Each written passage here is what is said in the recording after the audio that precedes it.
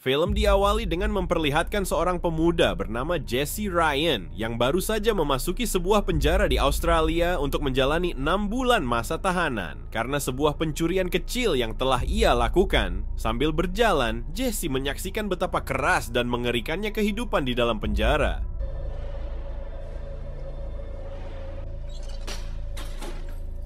Setibanya di sel, Jesse bertemu napi lain bernama White yang tampak ketakutan saat melihat Jesse. Keesokan harinya, sebagai napi junior, Jesse menjalani rutinitas dengan melakukan pekerjaan di sana. Saat itulah dia bertemu Brandon, seorang napi yang ditahan karena merampok dan pengedar senjata. Melihat Brandon sedang bermain catur dengan temannya, Jesse yang sok akrab pun menjelaskan bahwa Brandon akan kalah dalam 3 langkah berikutnya. Show me. Dan benar saja, Brandon kalah dalam 3 langkah. Brandon pun mulai tertarik dengan kecerdasan Jesse. Di sisi lain, terlihat White yang baru saja keluar dari toilet bersama para napi senior. Yang sepertinya White baru saja mengalami servis lubang belakang. Brandon pun memperingatkan Jesse agar tidak mencampuri urusan mereka. Keesokan harinya, para geng napi itu kembali akan melakukan kekerasan kepada White. Namun Jesse meminta White memukulnya dan keributan pun terjadi.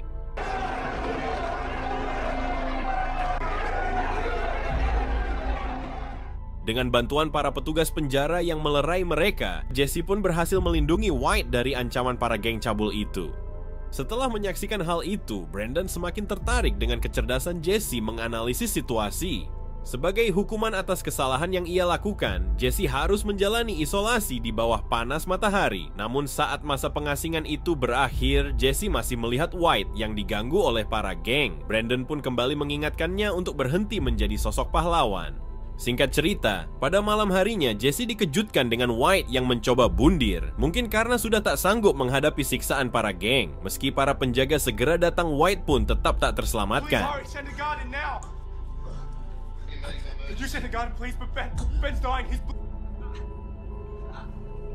Untuk menghindari nasib yang sama, Jesse mencoba mengasah sikat gigi untuk membela diri jika para geng itu mengganggunya.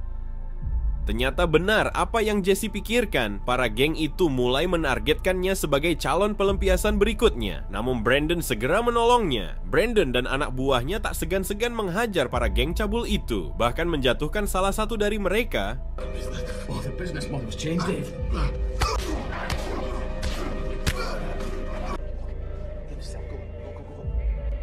Tapi pertolongan itu tidaklah gratis. Brandon mengajak Jesse bekerja sama dengan mereka. Brandon akan melindungi Jesse selama berada di penjara. Dan sebagai gantinya, Jesse harus melakukan sesuatu untuk Brandon saat dia bebas nanti. 6 bulan berlalu dan hari kebebasan Jesse telah tiba. Dia pun segera menuju tempat yang sebelumnya telah diinstruksikan Brandon. Setibanya di sana, Jesse langsung diantar menghadap kepala mafia bernama Sam. Sambil menyerahkan secarik kertas, Jesse menjelaskan bahwa kedatangannya ke sana atas perintah dari Brandon. Sam sempat merasa kesal untuk apa Brandon mengirim bocah ingusan ke tempatnya. Namun setelah Sam membaca pesan dari Brandon, bos mafia itu juga mulai tertarik dengan Jesse. Sam meminta Jesse menunjukkan keahliannya bermain catur. Saat Jesse melakukannya, Sam akhirnya yakin bahwa Jesse memang orang yang tepat.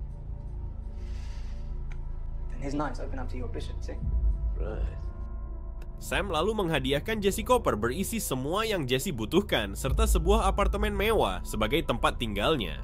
Setibanya di kamar Jesse, terkejut mengetahui koper yang dibawanya ternyata berisi senjata, serta beberapa identitas palsu. Jesse pun semakin dibuat bingung saat seorang wanita cantik bernama Tasha tiba-tiba masuk dan memberikan ponsel dan sejumlah uang kepadanya. Tasha mengingatkan agar Jesse harus segera mengangkat telepon saat ada panggilan untuk menjalankan tugas selanjutnya. Atas arahan dari Tasha, Jesse menemui seseorang lalu menunjukkan sebuah pesan, dan ternyata pria itu adalah penjual senjata ilegal yang dipercaya untuk melatih Jesse. Jesse pun dilatih menjadi bocil FF selama beberapa hari.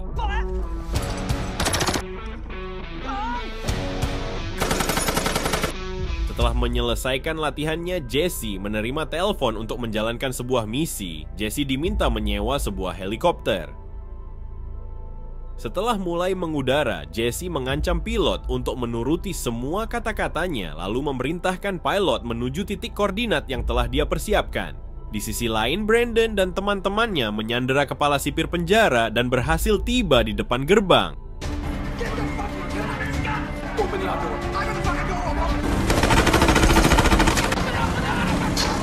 Setelah berhasil ke tempat aman, mereka mengikat pilot dan pergi menggunakan mobil yang sudah dipersiapkan Jesse.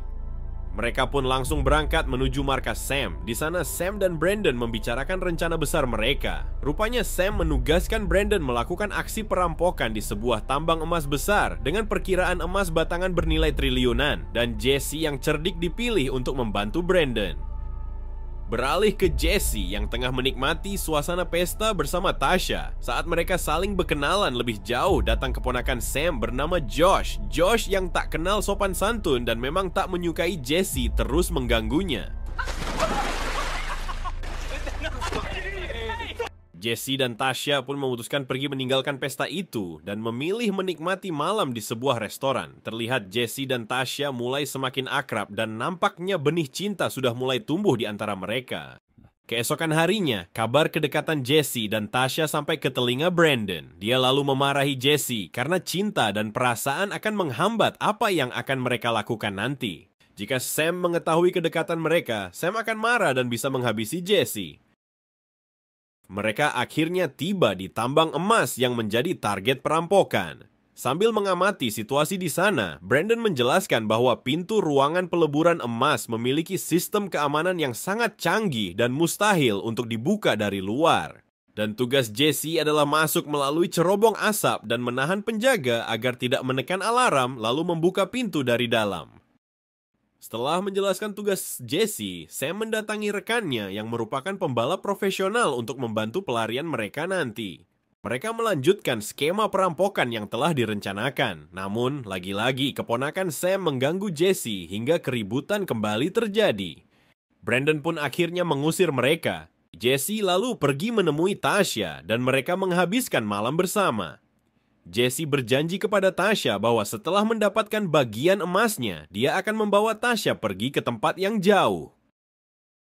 Dengan perencanaan serta strategi yang matang, mereka bergerak menuju lokasi pertambangan, berbekal identitas palsu serta bantuan dari orang dalam yang tidak disebutkan namanya. Mereka menyamar sebagai teknisi dan berhasil masuk tanpa kendala berarti. Setelah berhasil memasuki ruang keamanan, Brandon dan timnya melumpuhkan penjaga serta memanipulasi kamera pengintai. Jesse pun menjalankan tugas sebagaimana yang telah direncanakan, namun misi mereka hampir saja gagal saat senter yang dibawa Jesse tak sengaja jatuh. Untungnya, tidak ada penjaga yang menyadari hal itu. What's going on? I just dropped my torch. Karena sudah mendapat latihan sebelumnya ditambah kecepatan berpikirnya, Jesse dengan mudah mengendalikan situasi dan berhasil membuka pintu. Brandon memberitahu para karyawan bahwa mereka akan baik-baik saja selama mematuhi apa yang mereka katakan dan tidak bertindak ceroboh. Namun keponakan Sam yang tengil malah menembak kaki salah satu karyawan. Dan yang lebih konyol, Josh malah menyebut nama Brandon di tengah aksi perampokan itu. Brandon pun marah kepada Josh dan menghadiahkan popor senjata ke wajahnya. You fucking idiot! Hey, we have to keep the pressure on, right? Setelah 5 menit berada di ruang peleburan, mereka berhasil menggasak 6 emas batangan. Namun saat akan keluar, para polisi dan tim keamanan sudah berada di depan pintu keluar.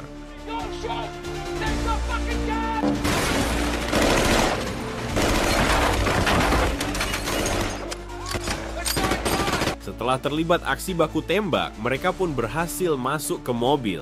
Di tengah aksi pelarian itu, salah satu anggota tim tertembak. Akan tetapi, teman Brandon yang memang seorang pembalap profesional berhasil membawa mereka lolos dari kejaran polisi. Mereka pun menuju lokasi di mana Sam dan anggotanya sudah menunggu. Yang mana tugas dari Sam adalah membawa emas batangan itu ke penadah kepercayaannya di Melbourne. Lalu setelah itu, mereka akan mendapat bagian mereka masing-masing. Dan untuk menghilangkan jejak serta barang bukti, mereka membakar mobil beserta jasad rekannya yang gugur, meskipun hal itu sangat bertentangan dengan nurani Brandon. Adegan berpindah ke kediaman Tasha, di mana Sam yang mengetahui hubungan dan rencana pelariannya dengan Jesse mengutus seseorang untuk menghabisi Tasha. Namun Tasha berhasil kabur dan mengirim pesan kepada Jesse. Tasha memberitahukan semua rencana Sam yang menjebak dan menumbalkan mereka untuk ditangkap. Saat menuju apartemennya, polisi sudah bersiap menyergap mereka. Namun Brandon segera putar balik dan memutuskan akan menyusul Sam ke Melbourne dan mengambil kembali emasnya. Jesse juga mengajak Tasha, dan di perjalanan sambil melepas penat dan beban pikiran, mereka pun memutuskan capcup haram sejenak. Setibanya di tempat tujuan, mereka dikejutkan dengan berita perampokan yang menunjukkan gambar Brandon dan Jesse. Semua ini karena ulah Josh yang sempat menyebutkan nama Brandon. Di sisi lain, Tasha yang sedang keluar mencari makan diikuti oleh pembunuh bayaran utusan Sam bernama Wayne. Hingga akhirnya Wayne tiba tepat di belakang Brandon. Namun, ternyata mereka adalah teman lama. Setelah Brandon menjelaskan perihal emas triliunan itu, mereka malah bekerja sama untuk merebutnya dari Sam. Singkat cerita, mereka pun akhirnya tiba di Melbourne. Mereka menyergap Josh yang dipercaya Sam mengantar emas ke penadah kenalannya itu.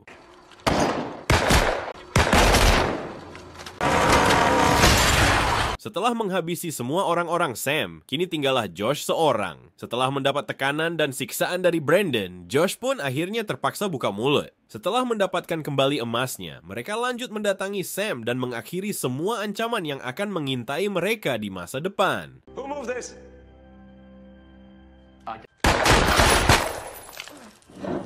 Dirasa semuanya sudah beres, mereka pun kembali ke hotel dan beristirahat. Keesokan harinya, Brandon dan Jesse membeli sebuah kapal untuk pelarian mereka. Setibanya di kapal, Brandon mengakui bahwa selama ini dia hanya memanfaatkan Jesse. Meski Brandon pernah menganggap Jesse seperti anaknya, daripada harus membunuhnya, Brandon mengatakan akan memberi Jesse 1 batang emas dan Brandon membawa 5 sisanya. Jesse pun hanya tersenyum. Jesse berkata bahwa Brandon bahkan tidak punya sepenggal emas pun untuk diberikan kepadanya. Karena faktanya, ketika berada di hotel, Jesse sempat mengirim pesan kepada Tasha lokasi emas itu dan meminta Tasha membawa emasnya pergi. Menyadari emasnya telah raib, Brandon panik dan murka lalu menodongkan senjatanya kepada Jesse. Jesse pun mengeluarkan semua taktik layaknya permainan catur. Jika Brandon bertindak, maka Tasha akan menelepon polisi dan mereka akan kehilangan semuanya. Namun jika Brandon membiarkan mereka pergi, Jesse akan mengirim lokasi 3 batang emas jatah Brandon. Brandon pun hanya bisa sepakat. Jesse pun kembali ke pantai dan capcup haram lagi bersama Tasha.